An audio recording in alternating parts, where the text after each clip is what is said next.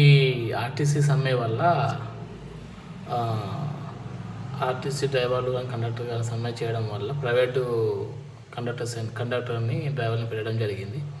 వీళ్ళ వల్ల చాలామందికి రోడ్లపైన యాక్సిడెంట్లు కానీ జరగడం జరుగుతుంది. ఇంకోటి ఏంటంటే బస్సులలో మహాలక్ష్మి టికెట్ ఇచ్చి బాయ్స్ కూడా ఫర్ మెన్ కూడా పైసలు తీసుకుంటున్నారు. ఎందుకు ఏమని చెప్తున్నారంటే పైసలు 0 బిల్ ఇవ్వమని చెప్పారు, కానీ అమౌంట్ మాకు తీసుకోమని చెప్పారు అని చెప్పబడుతుంది. సో ఇది నేను ఆల్రెడీ చూశాను కాబట్టి, నేను అనుభవించాను కాబట్టి చెప్తున్నాను.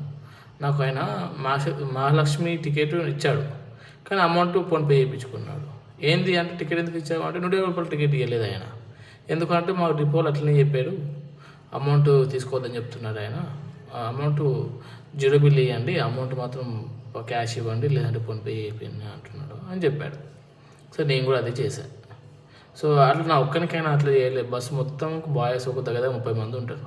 30 మంది అంటే ఒక 150 రూపాయలు ఒక టికెట్ అనుకున్నా, 30 మంది అంటే 4500. ఆయన అట్లా చేయడం ఫ్రాడ్ కదా. అది నేను ఫ్రాడ్ అని అంటున్నాను కూడా. అది అట్లా చేయకూడదు కదా. ఇది చాలామంది ఇట్లా స్కామ్ జరుగుతుంది కాబట్టి దీన్ని గమనించి డిపో మేనేజర్లు కానీ దీని ఇన్ఛార్జు పొన్నం ప్రభాకర్ కానీ దీన్ని చర్య తీసుకోవాలని మనస్ఫూర్తిగా కోరుకుంటున్నాను.